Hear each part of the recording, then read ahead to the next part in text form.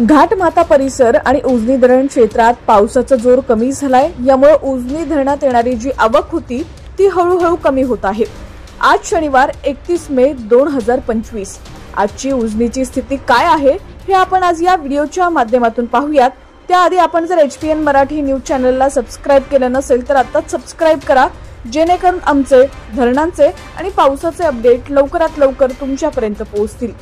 आज शनिवार सकाळी 6 वाजता आलेल्या अपडेटनुसार उजनी धरणाचा एकूण पाणीसाठा 76.1 TMC झालेला आहे। यामध्ये उपयुक्त पाणीसाठा हा 12.35 TMC आहे। सध्या उजनी धरणात 7625 क्युसेकनं पाणी जमा होत आहे। काल संध्याकाळच्या तुलनेत यात घट झाली आहे।